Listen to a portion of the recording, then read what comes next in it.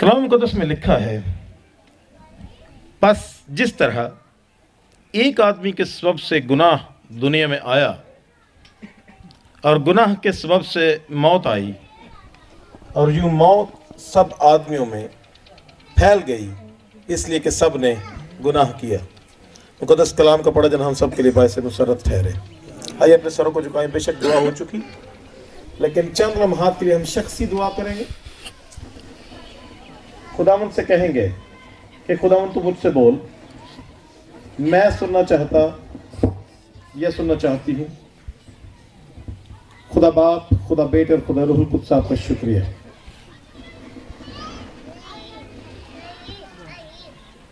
آج دوپہر آپ کلام کیجیے اور ہم پوری تندہی کے ساتھ آپ کے کلام کو سننے کے لیے تیار ہیں۔ ہم چاہتے ہیں کہ آپ کی باتیں ہم تک پہنچیں اور ہم آپ کے کلام سے سیر اور آسودہ ہوں، اور ساری باتوں میں عزت اور جلال خدا باپ اور خدا بیٹے اور خدا روح القدس آپ کو ملے، اور ہر ایک لفظ آپ کی کامل مرضی کے مطابق ہم تک پہنچنے والا ٹھہرے، یسوع کے نام میں آمین۔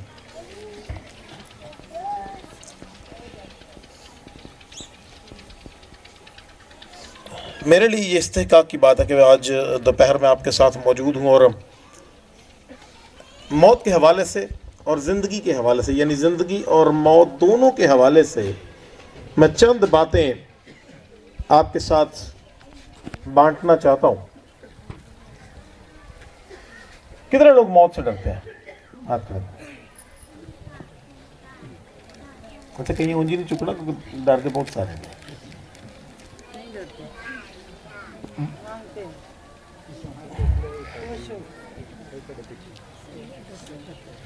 اگر ہم موت کی بات کریں تو موت کو ہم بنیادی طور پر بائبل کی تعلیم کے مطابق 3 مختلف زاویوں سے دیکھ سکتے ہیں۔ 3 مختلف طریقوں سے ہم موت کو دیکھ سکتے ہیں۔ یعنی اگر ہم موت کو سمجھنا شروع کریں تو صرف ایک پہلو کافی نہیں ہے۔ خدا کے روح کا، یعنی خدا پاک روح کا انسان کی روح سے جدا ہو جانا موت کو بیان کرتا ہے۔ اگر کوئی شخص خدا کے روح کے ساتھ رفاقت نہیں رکھتا تو وہ ظاہری طور پر، جسمانی طور پر بے شک وہ زندہ اور چلتا پھرتا ہوا نظر آئے، لیکن بنیادی طور پر وہ زندہ نہیں ہے، وہ ایک مردہ شخص ہے۔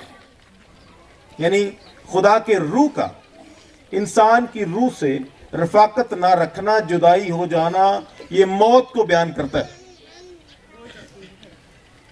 پھر یہ کہ اگر خدا کی حضوری موجود ہے اور انسان خدا کی حضوری میں سے نکل جائے تو یہ بھی موت ہے۔ یہ دوسرا زاویہ ہے کہ اگر خداوند کی حضوری موجود ہے اور انسان اس حضوری سے نکل جائے تو ہم اس کو بھی موت کہیں گے۔ اور تیسرا زاویہ یہ ہے کہ انسان اس بدن سے اس کی روح جدا ہو جائے، جسے ہم عام طور پر موت کہہ رہے ہیں۔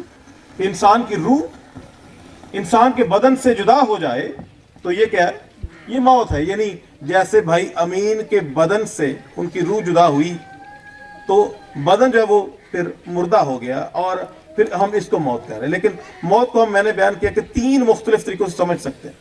خدا کی حضوری سے نکل جانا، یا خدا کے روح کے ساتھ رفاقت نہ رکھنا، دونوں طریقوں سے یہ جو موت ہے یہ زیادہ خطرناک ہے نسبتاً یہ کہ انسان کے بدن سے انسان کی روح جدا ہو جائے۔ یہ کوئی زیادہ خطرناک بات نہیں ہے۔ جب آدم نے گناہ کیا تو اس کا کون سا نقصان ہوا؟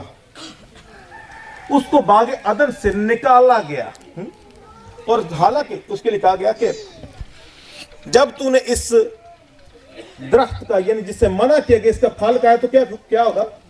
جس دن تو نے کھایا تو اچھا، کیا وہ مر گیا تھا؟ ظاہری طور پر وہ مرا نہیں تھا،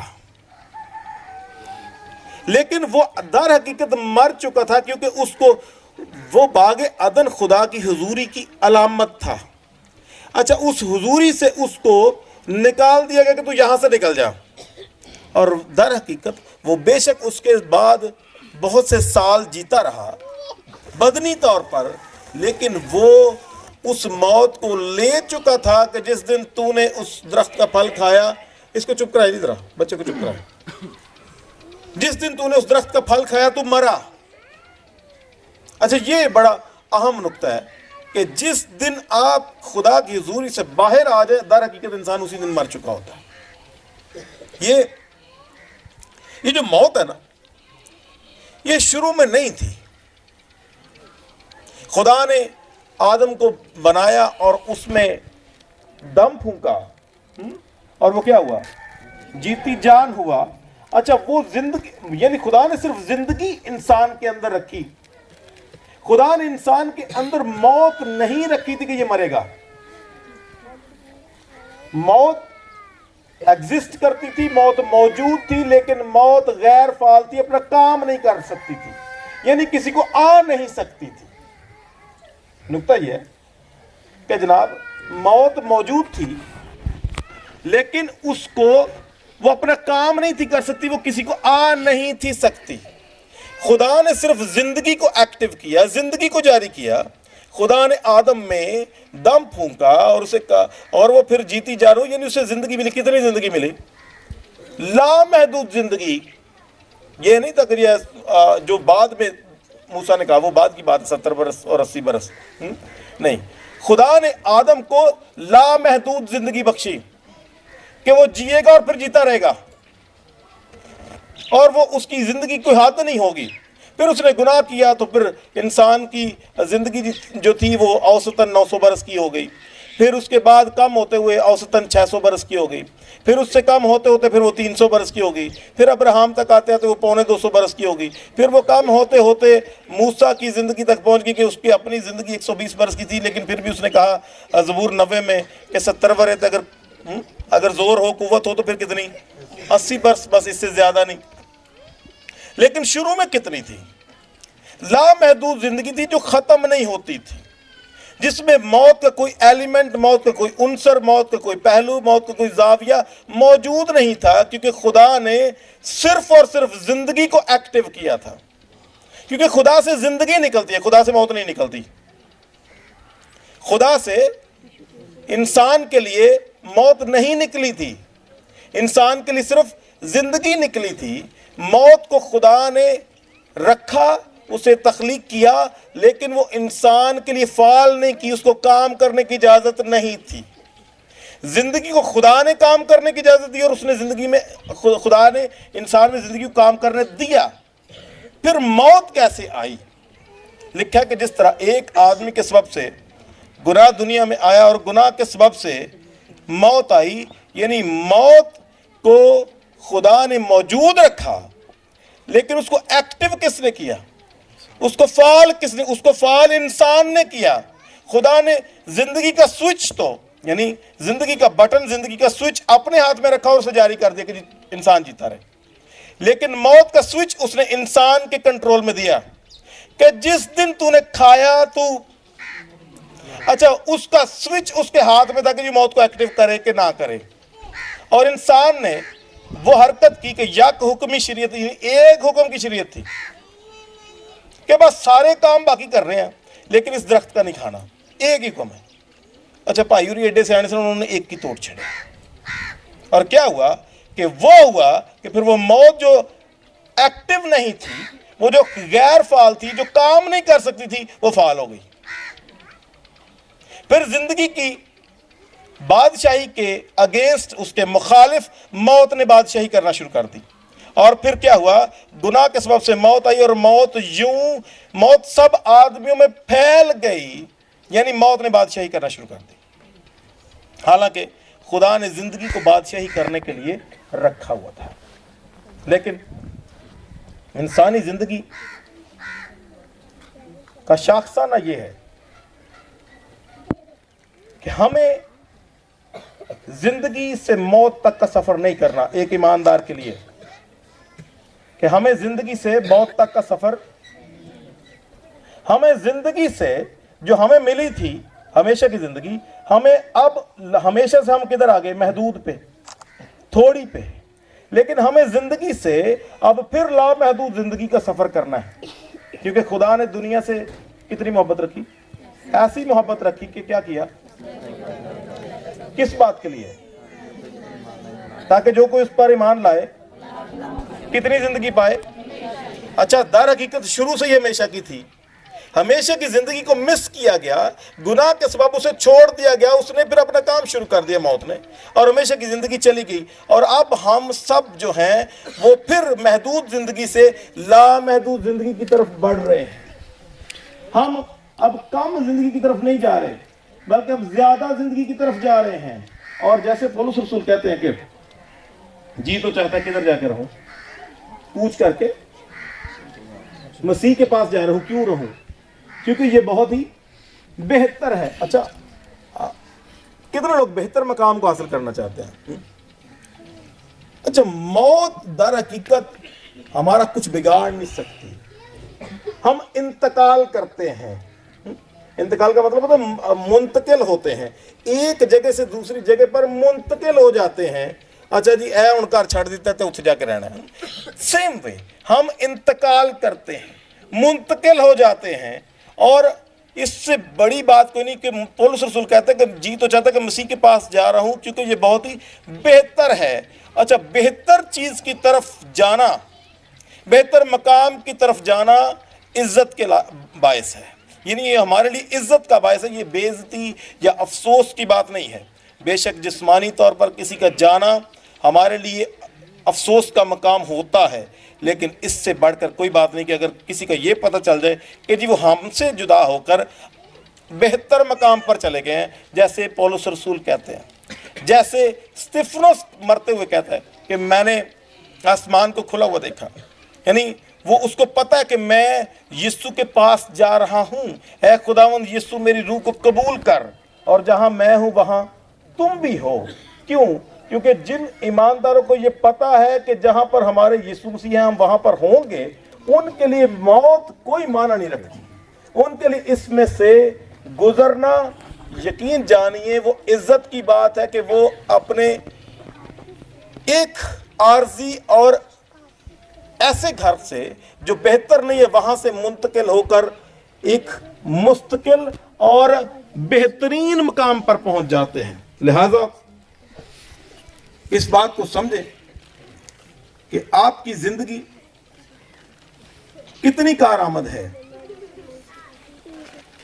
آپ نے زندگی کے کتنے سال گزارے ہیں، لیکن ان میں سے کتنے ایسے سال ہیں جو خداوند کے لیے ہیں، یا کتنے ایسے دن ہیں جو خداوند کے لیے ہیں، صرف میرے لیے، میری فیملی کے لیے، میرے بچوں کے لیے، میرے بہن بھائیوں کے لیے اگر ہیں تو وہ درست نہیں ہے، بلکہ میں اولین ترجیح اپنے خاندان کی بجائے مسیح کو دوں، اور پھر مسیح میرے خاندان کا خود بھلا کرے، اس کا ذمہ خود اٹھائے، اور پھر کام بنتا ہے۔ دیکھیں کلام مقدس میں بہت سی شخصیات کا ذکر ہے، مثلا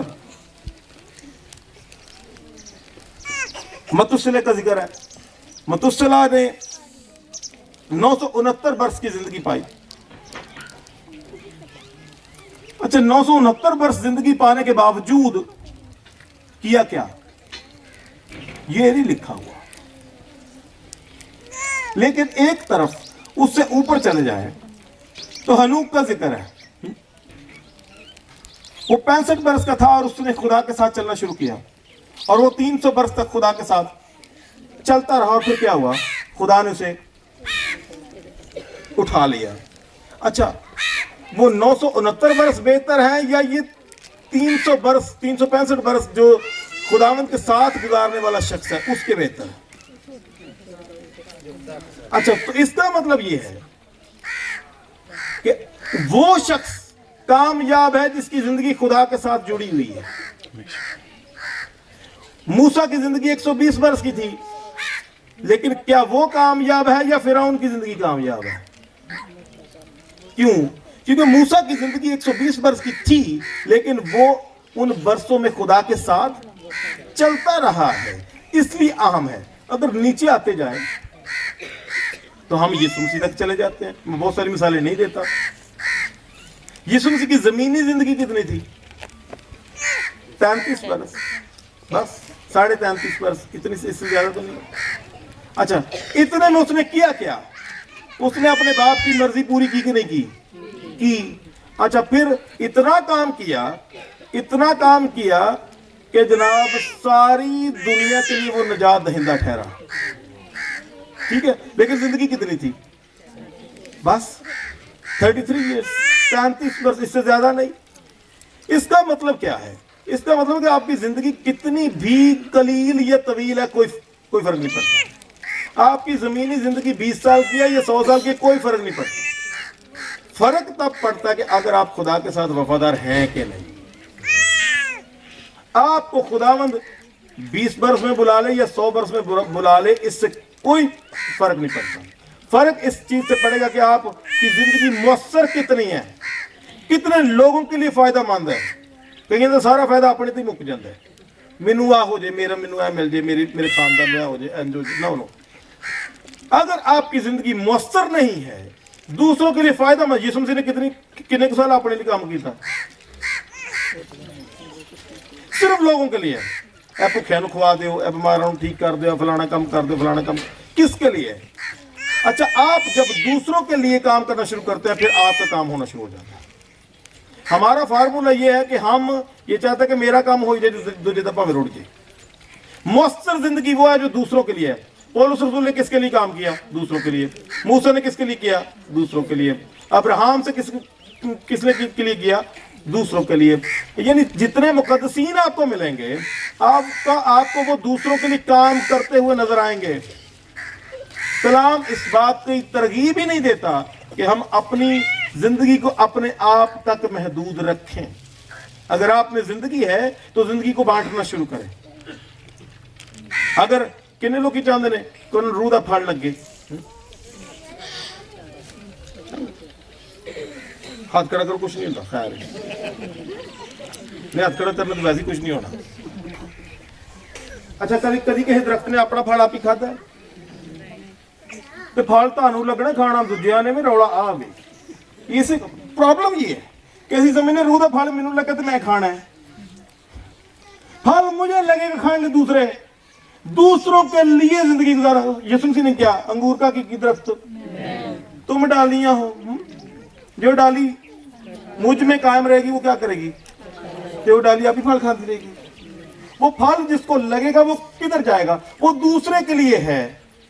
अमीन साहब ने जो जिंदगी गुजारी ना, मेरा उनके साथ 2008 से बड़ा क्लोज रहा रहा है। हमने बड़ी दूर तक मनादी की है। यानी हमारे पास एक अफ्रीका से आ गया एक दोस्त, हम उसके साथ अमीन साहब के साथ चकवाल तक चले गए। यानी उधर जाने कुछ लोग काट रहे हालांकि उनको, जहां पर हम क्रूसेड अरेंज करते थे। अच्छा, मैं उन्होंने कहना कि तुहाडे कोल इन्ना सफर नहीं होना। उन्हें कहना नहीं मैं जाना। उन्हें जनाब वाह कैंट पहुंच जाना, उन्होंने शेखुपुरे पहुंच जाना। वो जनाब जितने असा होना वो जनाब उधर उन्हें जाने साढ़े तो पहला जनाब स्टेज जनाब लुड़ियां पाउंदे होना, काम ठीक है। मीन्स ये कि दूसरों के लिए काम करना ये बड़ा मुश्किल है। अच्छा, उन्होंने जाके ना वखरा से सुपरविजन कर दिया, फिर ना क्या फलाने ने काम किया कि नहीं फलाने ने। अच्छा, वजह उनके अंदर एक जज्बा था कि मैं खुदा के लिए यानी कुछ करूं, उसके लोगों के लिए कुछ करूं। अच्छा, मेरा खुद यही हाल है। मेरे पास सबसे ज्यादा कमी पता किस चीज की है? ना मैनू बाकी किसी चीज की कमी नहीं, खुदा का शुक्र है। मेरे पास सबसे ज्यादा कमी सिर्फ टाइम की है कि जी काम बहुत है, मेरे को टाइम थोड़ा है। तो लोगों के पास, बहुत से लोगों के पास टाइम बड़ा है, सारा दिन मैं कर छड़ देने, कुछ नहीं करते। आपके को खुदा ने जो वक्त दिया हुआ ना, इस बात को ध्यान रखें कि आपके पास जिंदगी है और आपको जो वक्त मिला हुआ ना वो आपका नहीं है, वो खुदा का वक्त है। वो जितने साल आप, अच्छा जिंदगी कितने देती है? तो जिंदगी का देते मोहित होती है, वक्त मोहित होती है ना, वक्त पर मोहित है कि इतने दिन है, इतने महीने, इतने साल हैं। तो ये किसके हैं? तो आप अपना वक्त ज़ाया नहीं करते, आप खुदा का वक्त ज़ाया करते हैं। तो हिसाब जरूर देना पैना। जो वक्त ज़ाया करता है वो अपना नहीं करता, वो खुदा का वक्त ज़ाया करता है। इसलिए उसे उस चीज़ का हिसाब देना पड़ेगा। हाँ भाई, तो मेरे इतने साल क्यों ज़ाया किए? वजह मैंने तुझे इस बात के लिए नहीं दिए, जिंदगी इसलिए नहीं दी कि तू जनाब जमीन पे साल गुजार के तो वापस आ जा। नो, खुदावंद ने आपको जितने बरस बख्शे हैं, जितने अय्याम, जितने माह बख्शे हैं, वो खुदा के जलाल के लिए हैं। उनको खुदा के जलाल के लिए इस्तेमाल करना शुरू कीजिए। लिहाजा एक बात मैं बयान करने के बाद खत्म करूंगा। यहां पर एक बड़ी जमात बैठी है और मुझे लगता है कि शायद सारे लोग जिंदा, ताना जी लग रहे हैं सारे लोग जिंदा ने। अच्छा, मैनू नहीं लग रहा, मुझे नहीं लग रहा, मुझे बहुत से लोग मुर्दा नजर आ रहे हैं। यीशु मसीह ने कहा कि मुर्दों को अपने मुर्दे दफन करने दो। किनू? अच्छा, दफन किनू करना? मुर्दे नू। ते दफन कौन करनगे? मुर्दे। कहते हैं जिस्मानी मुर्दों को रूहानी मुर्दे दफन करेंगे। जो जिस्म मर गया ना, उसको दफन करेगा? जिस्मानी मुर्दे को।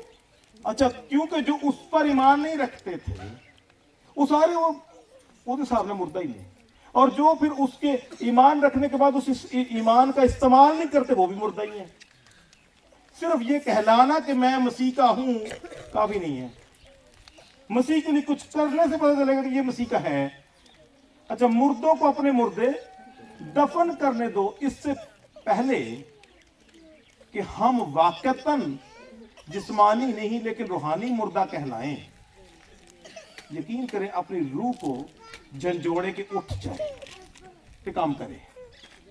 अगर आपकी रूह का, अगर आप चाहते हैं ना कि आपका बदन मजबूत हो, कितने लोग चाहते हैं बदन मजबूत हो? चाहते हैं ना बदन मजबूत हो? तो आपके बदन की मजबूती का राज भी आपकी रूह के साथ है। क्योंकि खुदा क्या है? खुदा रूह है। जब आपकी रूह खुदा के रूह के साथ मिलाप रखती है, यानी हम रूह में खुदा से बात कर सकते हैं, रूह का ताल्लुक रूह के साथ हो जाता है, तो फिर क्योंकि हमारी रूह जो है वो हमारे बदन में रहती है, ठीक है, तो फिर जब खुदा का रूह हमारी अंदर रहने वाली रूह के साथ मिला रहता है तो उसका फायदा किसको होता है? हमारे बदन को होता है। लिहाजा अगर आप जिंदगी का फायदा उठाना चाहते हैं तो फिर अपनी जिंदगी को खर्च करना शुरू करें दूसरों के लिए। जितने माह साल खुदा ने बख्शे हैं उनके लिए खुदा का शुक्र करके दूसरों पर इस्तेमाल करना शुरू करें। दूसरों के दुख और सुख और खुशी और गमी और बीमारी और मुश्किल में उनके साथ खड़े होना शुरू करें। यकीन करें, आपको नहीं पता होगा कि कब आपके लिए बहुत कुछ होना शुरू हो जाएगा। आपके लिए खुदावंद कैसे कैसे काम करना शुरू करेगा। आप सोचेंगे बाद में और आपके लिए होना पहले शुरू हो जाएगा। क्यों? क्योंकि उसकी वजह ये होगी कि आपकी रूह का ताल्लुक उस रूह के साथ होगा, और जो जिसका ताल्लुक रूह के साथ है, खुदा के रूह के साथ है, उसका ताल्लुक हकीकी जिंदगी के साथ है। इसलिए जो जिंदगी मिली है उससे फायदा उठाएं। आइए अपने कदमों पर खड़े हों और खुदा का शुक्र अदा करना शुरू करें।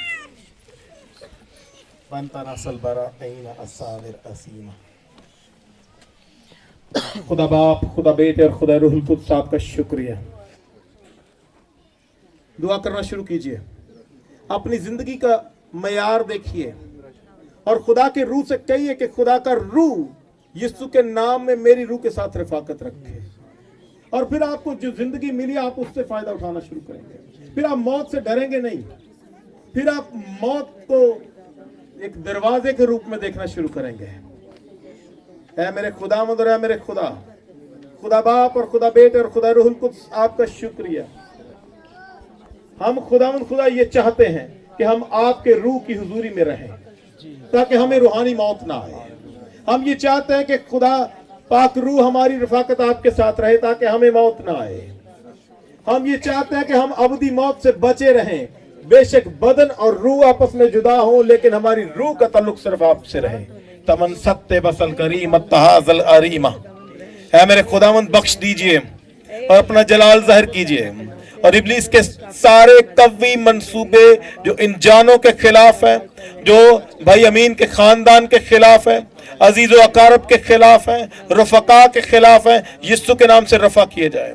اور ان پر خداوند اپنا ہاتھ بڑھائیے اور ابلیس شرمندہ ہو اور خداوند خدا ساری باتوں میں عزت اور جلال خدا باپ اور خدا بیٹا اور خدا روح القدس آپ کو ملے۔ اب میں اس جماعت کے لیے، اس جماعت کی جسمانی صحت کے لیے یہ چاہتا ہوں کہ خداوند خدا آپ کا روح، پاک روح ان کی روحوں کے ساتھ ملاپ کرے تاکہ ان کے بدن بھی بہتر ہو سکے، یہ اپنی زندگی سے پورا فائدہ اٹھا سکیں اور ان کی زندگی میں یسوع نام کی تعظیم ہو، یسوع نام کو جلال ملے۔ اب خداوند خدا ان کی کمیاں، ان کی خداوند خدا خامیاں، ان کے اندر جو کمزوریاں ہیں وہ یسوع کے نام سے جاتی رہیں، اور یہ جو بڑا غم اور یہ بڑی جو ایک خداوند خدا المناک خبر انہیں ملی ہے، یسوع کے نام میں اس زخم کو بھی آپ مندمل کیجئے۔ ان کے لیے آپ کا ہاتھ بڑا رہے، اور شکین الاراویہ التماس العروش من کریمہ اور شکند رحسل اراز العریش من درہو، اور ان کے لیے آسمان کھلا رہے اور آسمانی دریچے کھلے رہیں، اور یہ اس بڑی برکت سے جو خدا کے روح کی حضوری میں ملتی ہے اسے حاصل کر پائیں، اور یہ خداوند خدا سب کچھ اسی صورت میں ہو سکتا ہے کہ جب آپ اپنا ہاتھ بڑھائیں۔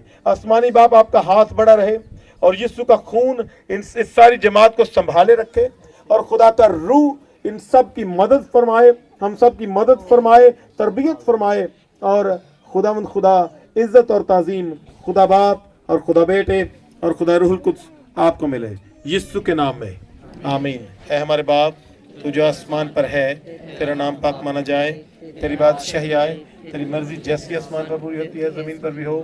ہمارے روز کی روٹی آج ہمیں دے، جس طرح ہم نے اپنے قصوروں کو معاف کیا ہے تمہارے قصوروں کو معاف کر، ہمیں آزمائش میں نہ لا بلکہ برائی سے بچا، کیونکہ بادشاہی اور قدرت اور جلال ہمیشہ تیرے ہیں، آمین۔ خدا کا اطمینان جو سمجھ سے بالکل باہر ہے تمہارے دلوں اور خیالوں کو یسوع مسیح میں محفوظ رکھے گا۔ اب ہمارے خداوند یسوع مسیح کا فضل، خدا باپ کی محبت، روح القدس کی رفاقت اور شراکت تم سب کے ساتھ اور دنیا بھر کے ایمانداروں کے ساتھ ہمیشہ تک ہوتی رہے، آمین آمین۔ تشریف رکھیں۔